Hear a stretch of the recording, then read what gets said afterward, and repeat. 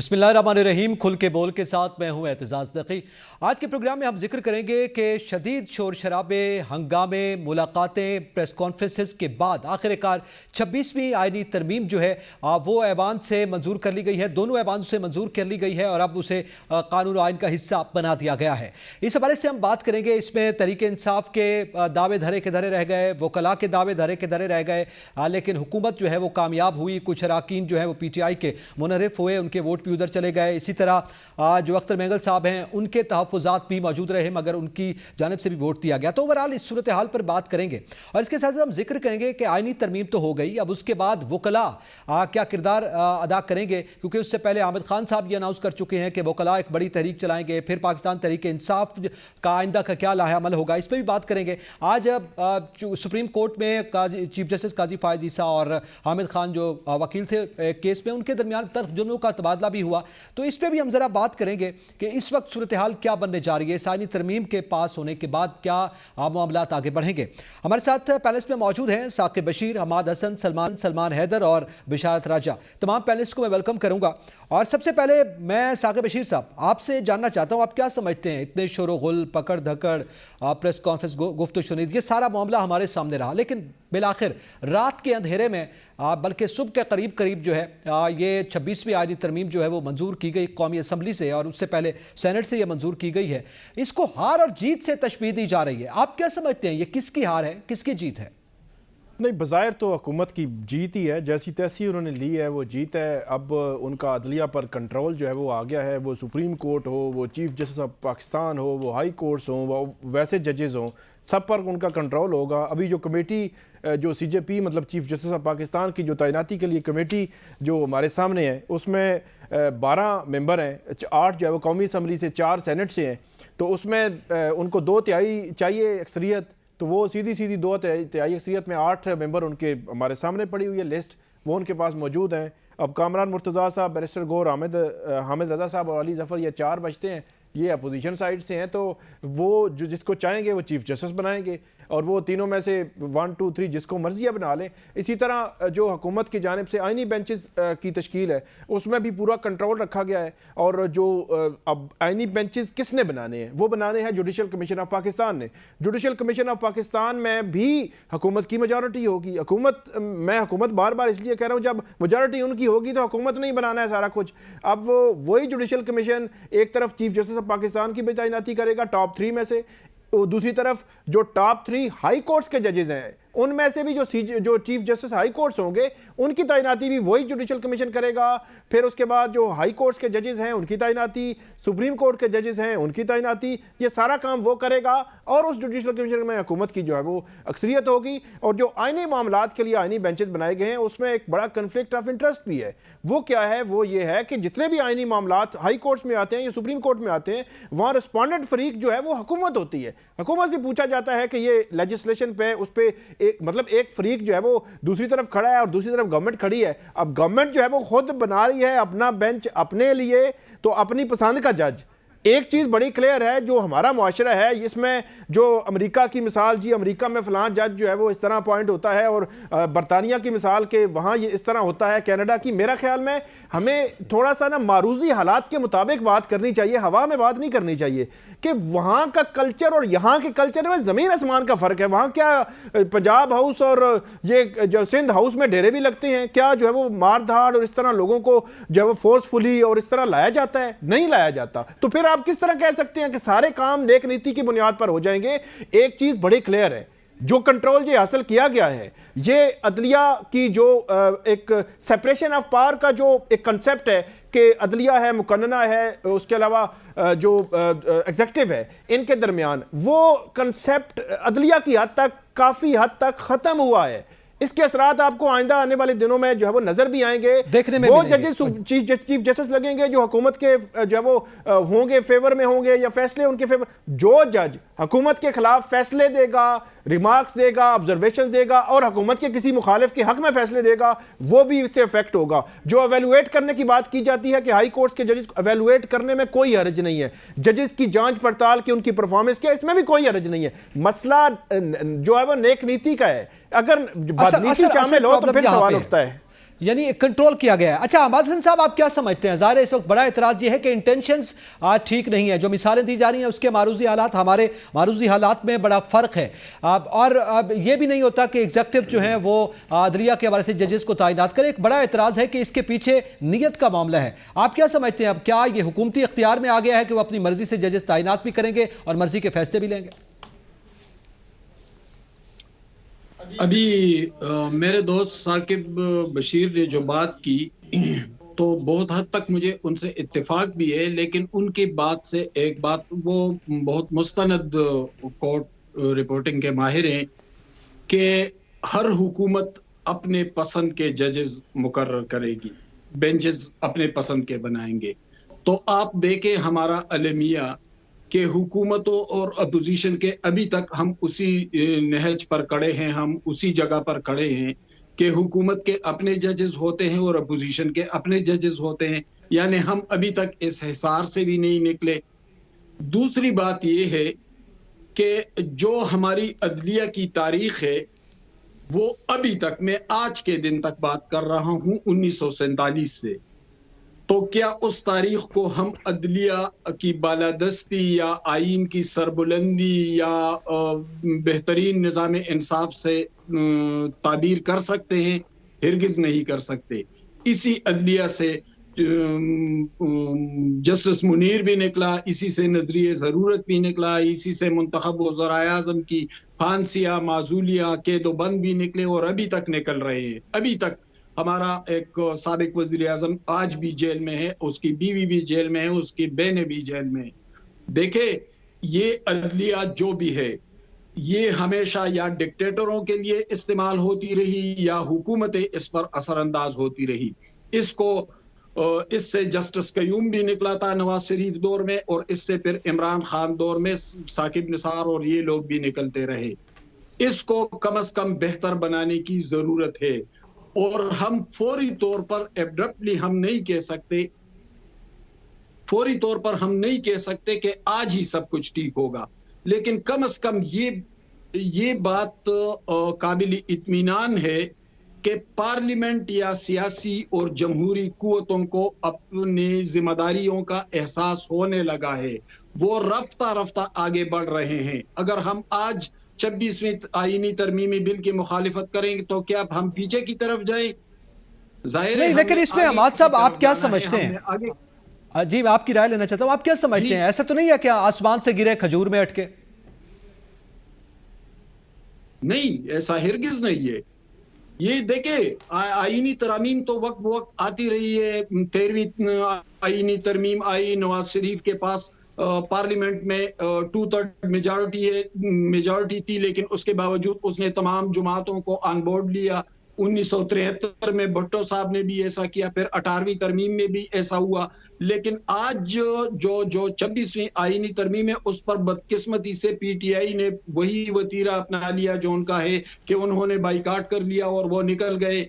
लेकिन ये भी काबिल इत्मीनान बात है कि आज उन्होंने कमेटी के लिए अपने नाम दे दिए, कम से कम उनके पार्लियामेंट्री रिप्रेजेंटेशन तो उसमें होगी, शमूलियत कर रहे हैं। ठीक है, आगे की तरफ देखना है और जो इंप्रूवमेंट्स हुई हैं। जी क्विकली प्लीज हमारे साहब। जी, हमने आगे की तरफ जाना है, तो जो 26वीं आईनी तरमीम है ये कोई हतमी बात नहीं है, हमने इससे आगे का भी सफर करना है। और अदलिया की जो तारीख है उस तारीख को तो हम शानदार नहीं कह सकते, बल्कि उस पर तो हम शर्मिंदा फिर रहे हैं। उसको बेहतर बनाने के लिए इसी पार्लियामेंट की तरफ निगाहें, हम किसी डिक्टेटर मजीद इसको इम्प्रूव किया जाना चाहिए। अहमद साहब, यकीनन ये आपकी राय सामने आ गई है। सलमान, आप क्या समझते हैं कि एक जानिब तो ये जो पीटीआई ने इसका बायकॉट किया, यकीनन वो सारी सूरत हाल हमारे भी पूरी कौम के सामने, आपके सामने ये कैसा फैसला था, और उसके बाद फिर जो पीटीआई जो दावे कर रही थी, पहले तो कहा गया हमारे अरकान मुनहरिफ नहीं होंगे, फिर कुछ नाम बैरिस्टर गौहर की जानिब से सामने आए थे, उन्होंने जिक्र किया, मगर वो जो 2 नाम उन्होंने दिए थे वो तो खैर शामिल नहीं है। 6 से 7 दीगर लोग जो हैं वो मुनहरिफ हुए हैं। तो आप क्या देख रहे हैं? आप पाकिस्तान तहरीक इंसाफ की क्या आइंदा की हिकमत अमली होगी? अच्छा, सबसे पहले तो मैंने इतने पॉइंट्स हैं साकिब से, हमाद साहब और बिशारत भाई, ये सब आप लोग बात तो खैर कर ही रहे हैं, लेकिन अगर सिर्फ आप ये कह रहे हैं कि पाकिस्तान तहरीक इंसाफ के 11 अरकान मुनरिफ हुए थे, 2 सेनेटर्स के नाम दिए, अब पीटीआई की हिकमत अमली क्या होगी? सर अब ये हिकमत अमली वगैरह से बात थोड़ा जरा दूर चली गई है। ये मामला अभी हमारे हमाद भाई कह रहे थे कि पार्लियामेंटेरियंस ने अब अपनी जिम्मेदारियों का एहसास करना शुरू किया, जिसकी बिना पर 26वीं ये आईनी तरमीम आई। मैं बसद एहतराम 10%, 20%, 30% नहीं, मैं 100% इख्तलाफ करता हूँ कि ये काम पार्लियामेंटेरियंस ने किया है, या पार्लियामेंटेरियंस की ये बिल थी, या पार्लियामेंटेरियंस की ये विश थी। मैं इससे मुकम्मल तौर पर इख्तलाफ करता हूँ कि ये पार्लियामेंटेरियंस की विश 14 सितंबर या 1 सितंबर 2024 से पहले किधर थी? ये जो कायद आज़म का ख्वाब नजर आया था अचानक से, सेम उसी तरह जिस तरह हमें पहले कोर कमांडर हाउस नजर आता था, लेकिन जब उसके साथ उसकी बेहुरमती की गई तो फिर उस वक्त मुझे वो जना हाउस का पता चला। मेरे सारी जिंदगी कॉलेज मेरा उधर ही रहा और मुझे नहीं पता ये जना हाउस है, मैं इसको कोर कमांडर हाउस ही समझता था। इसी तरह कायद आज़म का ख्वाब 1931 का 7 नवंबर का बिलावल साहब को एकदम नजर आना शुरू हो गया। फिर उनके नाना को वो नजर नहीं आया था। फिर तमाम चीजें ऐसी इकट्ठी होना शुरू हुई। फिर रात के अंधेरे में एक जबरदस्त किस्म का मुसवदा आ रहा था, वो जिसका किसी पार्लियामेंटेरियन को नहीं पता। हमारे साहब, मैं बसद एहतराम आपसे बात कर रहा हूँ, ये सारी किसी को पता भी नहीं था उस आईनी मुसवदे का, और हर कोई कह रहा था हमें नहीं मालूम। फिर वो काला नाग वाली टर्म भी वहीं इस्तेमाल हुई रात के 2-3 बजे। तो ये प्लीज, मैं इस स्क्रीन पे हूँ या मैं किसी भी स्क्रीन पर हूँ, मेरे से कम से कम ना ये वाली बातें नहीं हो सकती कि पार्लियामेंटेरियंस को अपनी जिम्मेदारी का एहसास हुआ है। अब वो गुनाहे बेलज्जत के अंदर शामिल ना होना पाकिस्तान तहरीक इंसाफ का एक अपना इस्तेहकाक है भाई। जो 1.5 महीने से सारे पॉलिटिशियंस एक सर्टन चाबी के बाद एक कंसेंसस डेवलप नहीं कर पा रहे थे, वो 35 मिनट की मुलाकात में इमरान खान से उनकी पार्टी कर ले। How come? हर चीज का एक डिटेल्ड टाइम होता है, वो लेना होता है। और मजीद कुछ गलत फहमियां दूर कर लूं, मेरा ख्याल है वो जो पाकिस्तान की तारीख के एक नए शेख रशीद साहब है, बल्कि मैं उसको बोलूंगा कि एस्टेब्लिशमेंट के शेख रशीद साहब है। पता नहीं गेट नंबर 4, 3, 2 सीधे खुलते हैं, बाहर खुलते हैं, मुझे नहीं मालूम, लेकिन मैं बहुत एहतियात के साथ भी अगर गुफ्तगू करूं, भाई फैसल वाडा साहब को तो सारी टाइमलाइन भी पता थी कि 21 तारीख से पहले मेरी सालगिरह है, हम केक खाएंगे, वो मट्टी खाएंगे। ये सब चीजें क्या है? यानी उस शख्स को कोई ना कोई अपनी टाइमलाइन बताता है, तो फिर वो बताता है ना, वो कितना को बड़े मुझे बता दे जुगादरी हैं फैजल वाडा साहब। थोड़ा मुझे, अब आप लोग सारे मिलकर जरा खुल के बोले यार, मुझे बताएं कितने को बड़े जुगादरी के रात को फलाने प्लेटफॉर्म पर बैठते हैं उस जमात के साथ, फलानी रात को शाम में उसके साथ कॉफी पी रहे होते हैं, फलानी कौसार की किसी बिल्डिंग के अंदर उधर मौजूद होते हैं, वो नाश्ता वाश्ता कर रहे हैं या कॉफी पी रहे हैं। भाई पता चले किन किन से, कौन से नवाबजादा नसरुल्लाह खान वो बन चुके हैं कि हर सियासी जमात के साथ उनकी इंटरेक्शन है, कि उनको हर चीज का पता है। और जो उनका तरीका कार है बताने का, सर अभी तो डिग्गी खुली नहीं, शुक्र करें ये काम हो गया। यानी जिनके मुतालिक कहा जा रहा वो नहीं पेश हुए, यानी वो डिग्गी के अंदर थे। और उसके बाद जो उनका वो देहायती तहकीराना हाथ का स्टाइल, वो जो यूं किया, मैं वो उसको रिपीट तो कभी भी नहीं करूंगा इस नेशनल टीवी पे, वो निहायत बदतमीजी होगी।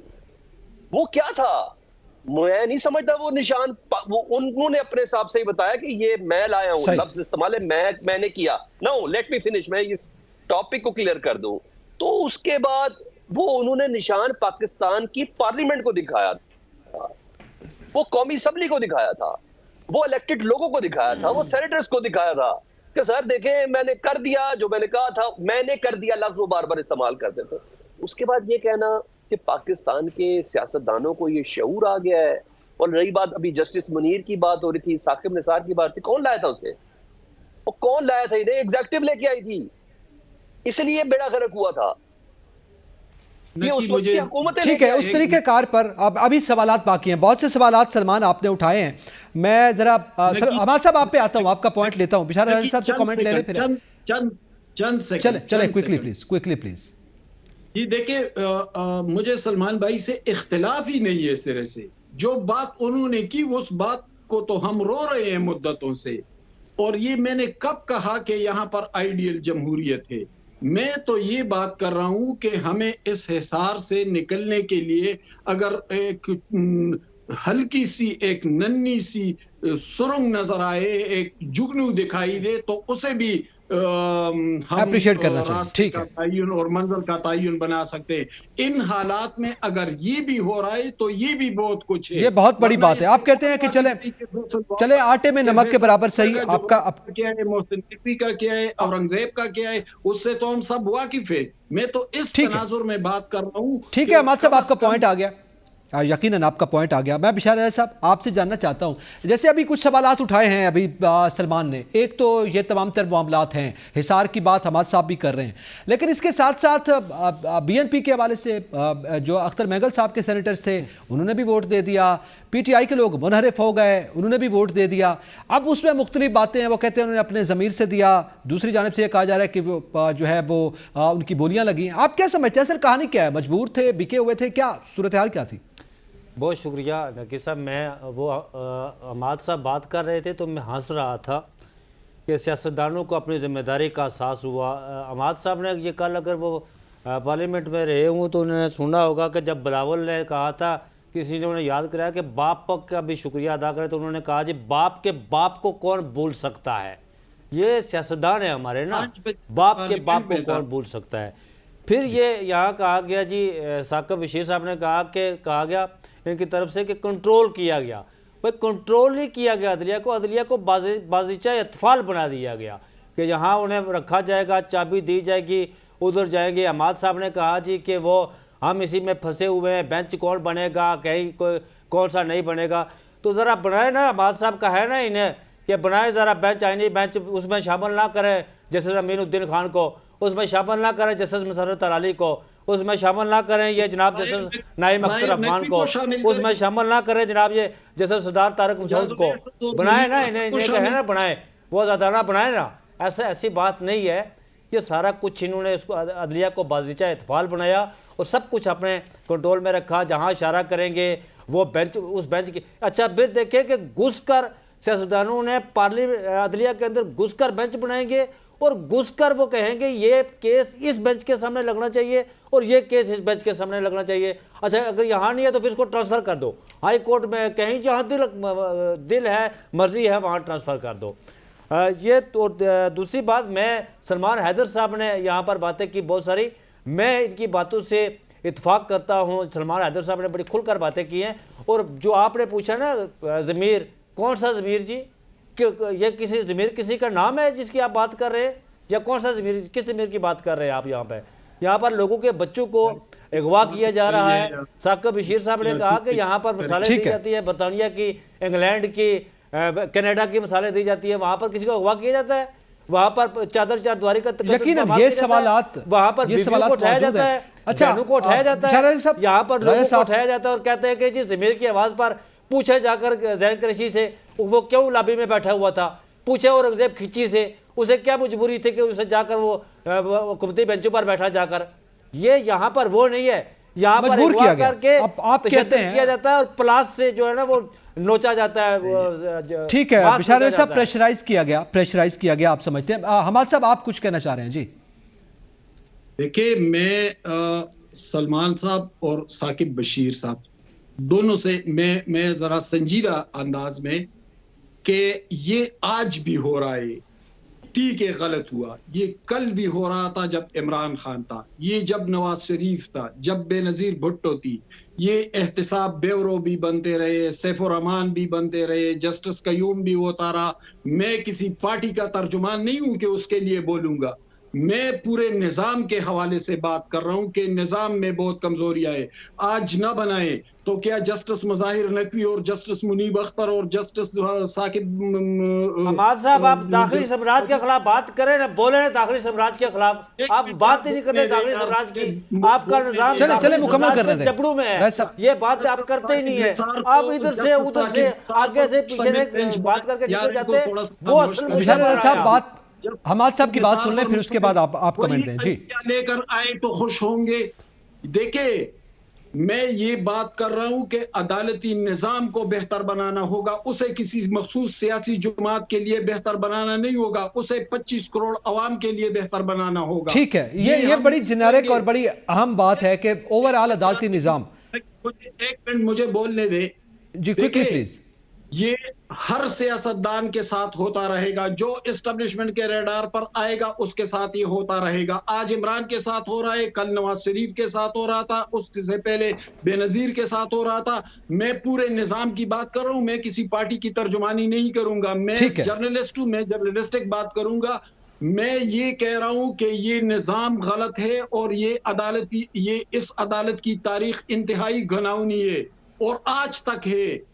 इसी अदालत से इस अदालती निजाम को बेहतर करने की जरूरत है। अब उसमें आप समझते हैं कि ये हल्की सी किरण है। सलमान, आप कुछ कहना चाह रहे हैं? जी। हाँ, मैं ये पूछना चाह रहा हूँ, ये किस चीज की हल्की सी किरण है?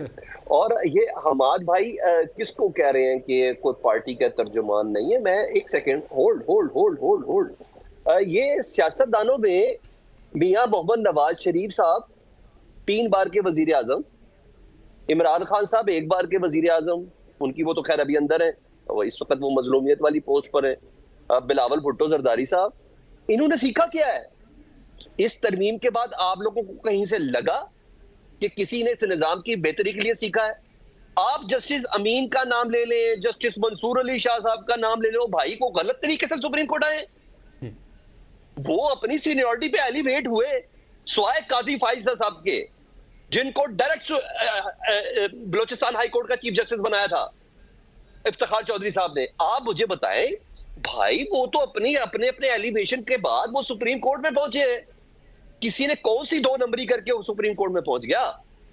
ठीक है, वो नहीं सुप्रीम कोर्ट में पहुंचा तो वो तो अपनी टर्न पे सीनियर है। मगर ये कैसे हो सकता है कि सुप्रीम कोर्ट के इख्तियारात को पार्लियामान कंट्रोल करे?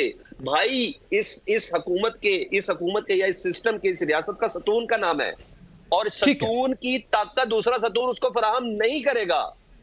वो ठीक है, उसकी डोमेन में ज़ाहिर इंटरफेरेंस नहीं हो। जी।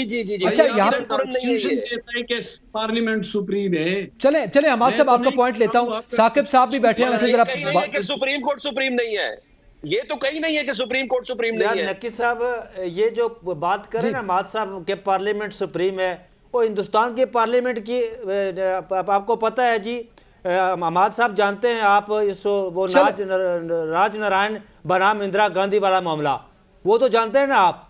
वो जी यकीनन बिशारत साहब, देखें फिर वही बात है ना कि हम इंडिया की या कनाडा की या दीगर ममालिक की मिसालें दे रहे हैं। मैं साकिब बशीर साहब आपसे जानना चाहता हूं, आप क्या समझते हैं कि क्या इंडिया और कनाडा के कौन सा जज ऐसा है जो ये शिकायत करता हो ओपनली, सुप्रीम जुडिशियल काउंसिल में जाके ये शिकायत करता हो, सुप्रीम कोर्ट के चीफ जस्टिस को शिकायत करता हो कि मेरे बेडरूम से कैमरे मिले हैं, मेरे बिजली के मीटर? यकीनन ये सवाल आता है, वहां सूरत हाल बड़ी मुख्तलिफ है। आप कंपैरिजन करें ही ना।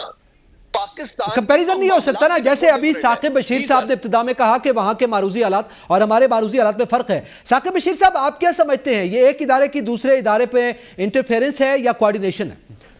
नहीं, कोऑर्डिनेशन तो नहीं है, इंटरफेरेंस या वो कंट्रोल वाली जो बात मैं कर रहा था वही जो है वो यहीं पे हमें इसमें नज़र आ रही है। लेकिन मसला एक और भी है, बड़ा इंपॉर्टेंट है। अभी रिसेंट पास्ट की मेरी बात नहीं कर रहा, बल्कि मैं आज से 5, 6, 7 साल 8 साल पहले की बात कर रहा हूँ। जो जुडिशल एक्टिविज़म था उसने हमारे इस माशरे को, हमारे सिस्टम को, मुल्क को नुकसान पहुँचाया है, ये हमें मानना पड़ेगा। और उसमें इफ्तिखार मोहम्मद चौधरी साहब ने जो आज खुद नोटिस लेने का मामला शुरू किया, उन्होंने पीपल्स पार्टी की गवर्नमेंट चलने ही नहीं दी। जो साकिब निसार साहब थे, हमें मानना पड़ेगा, उन्होंने जो है वो एक पॉलिटिकल टिल्ट भी था और उन्होंने जो हुकूमत थी वो चलने नहीं दी। फिर एक वज़ीर-ए-आज़म को जो है वो खतना लिखने पर घर भेज दिया गया, फिर दूसरे वज़ीर-ए-आज़म को जो है वो एक बेटे से तनख्वाह ना लेने पर घर भेज दिया गया। तो ये भी एक बड़ा एक अलमिया है हमारे जो जुडिशरी के एंड पे, कि उन्होंने भी जो उनको पास इख्तियार था, उन्होंने भी पार्लियामान से, एग्जेक्टिव से, सिस्टम से ऊपर जो है वो रहने की कोशिश की। अब उनको किसकी आशीर्वाद हासिल थी, ये अब देखने वाली बात है। और उनके पास जो इख्तियार था, जो आइन ने उनको दिया हुआ था, उनको भी फिर चाहिए था कि वो उसके अंदर रहते। अब हुआ क्या है, वो तो निकल गए। अब हमने देखा कि 2022 के बाद या 23 में जो चीज़ें जो है वो कुछ बेहतर होना शुरू हुई, इंडिपेंडेंट जजेस आ गए। लेकिन मामला फिर शुरू हो गया। 25 मार्च को 6 जजेस का खत आया, फिर 12 जुलाई को जो है वो 8 जजेस का फैसला आ गया मखसूस नशिस्तों के केस में।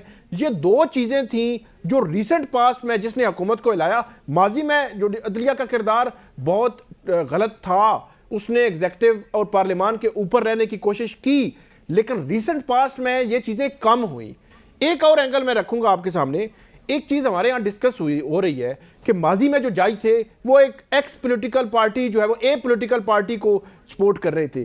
क्या आज के जो जज हैं, मखसूस मैं बात कर रहा हूँ, क्या उन्होंने मौजूदा जो सिस्टम है पिछले 8-10 माह में, 1 साल में, उसको सपोर्ट नहीं किया? किया है सपोर्ट। फिर बात वो आ जाती है कि अगर माजी में गलत था या दूसरी पार्टी को सपोर्ट करना, को बंदयाल है, कोई साकिब निसार है या कोई और है, उसका गलत था, तो आज वालों का भी मौजूदा सिस्टम को उस तरह सपोर्ट करना कि पॉलिटिकली उसको सपोर्ट कर रहे हैं और जो अपोनेंट्स हैं उनको आप दबा रहे हैं या उनके केसेस नहीं लग रहे या उनको वो रिलीफ नहीं मिल रहे, तो ये भी फिर गलत हुआ, ये हमें मानना पड़ेगा। लेकिन ये तो आज तक की सूरत हाल है ना साकिब बशीर साहब। आइंदा अब क्या होने जा रहा है इस तरमीम के बाद? आइंदा एक तो ये तरमीम 25 अक्टूबर के बाद चैलेंज होगी और ये वकील चैलेंज करेंगे, जो एक लॉयर मूवमेंट वो कह रहे हैं, हामिद खान है, अली अहमद कुर्द हैं, ये मुनीर मलिक जो 2007 की जो वकला तहरीक थी उसके रूए रवाएं, ये मोमेंटम बना सकेंगे या नहीं, अभी तक हम कुछ नहीं कह सकते। इन्होंने लॉयर्स कन्वेंशन किए, इन्होंने ऐलान भी आज किया है, बड़ा जो है वो सख्त मैसेज भी दिया है। एक और बात मैं ऐड कर दूं, जो कराची बार है उसने एक प्रेस रिलीज जारी की है, उसमें बड़ी एक इंटरेस्टिंग बात है। उन्होंने कहा है कि एक तो चीफ जस्टिस ऑफ पाकिस्तान की तैनाती का जो टाइम फ्रेम लिखा गया है वो कल 22 अक्टूबर रात 12 बजे तक है, मतलब 3 दिन पहले उन्होंने उसका प्रोसेस जो मुकम्मल करना है। दूसरी बात उन्होंने कहा है कि क्योंकि चीफ जस्टिस काजी फायज ईसा उनके 4 दिन रहते हैं, यह ना हो कि एक जुडिशल कमीशन तश्कील दे दिया जाए और जुडिशल कमीशन का सरबराह चीफ जस्टिस काजी फायज ईसा साहब को 2-3 दिन के लिए बनाकर वहां जो आईनी बेंचेस बनने हैं मुस्तकबिल के लिए, वो जो है वो इनकी सरबराही में बनना शुरू हो जाए। तो उन्होंने स्ट्रिक्टली ये डिमांड किया है कि चीफ जस्टिस काजी फायज ईसा उस जो जुडिशल कमीशन की अभी तश्कील है, क्योंकि इनके 4 दिन रह गए रिटायरमेंट में, तो इसलिए वो इसका हिस्सा ना बने, बल्कि 25 अक्टूबर के बाद इसको जो है वो जाने दें। और जो मैंने आपको बताया कि चैलेंज होगा, वो जो चैलेंज होगी ये आईनी तरमीम चैलेंज होगी, उसमें मेंटेनेबिलिटी का मामला भी आएगा, लेकिन वो कौन से जजेस सुनेंगे, फुल कोर्ट का तस्वर, अब जो आईनी ये जो आईनी तरमीम हुई है इसमें फुल कोर्ट वाला मामला भी अलग से एक क्वेश्चन है। फिर ये आईनी तरमीम होगी, फिर मेंटेनेबिलिटी मसला होगा, फिर जो है वो चीफ जस्टिस ऑफ पाकिस्तान या जो आईनी जो बेंचेस होंगे उनके जो हेड हैं उनका रोल बड़ा इंपॉर्टेंट होगा कि बेंच क्या बनेगा, क्या फुल कोर्ट बैठेगी, क्योंकि इतना बड़ा मामला है तो डेफिनेटली बैठना तो फुल कोर्ट को ही चाहिए, फुल कोर्ट को ही चाहिए। अच्छा, फुल कोर्ट का तस्वर भी कहीं पीछे चला गया है, वो गुमसुम हो गया है, कोई समझ नहीं आ रही कि फुल कोर्ट किस तरह बनेगी, कौन बनाएगा।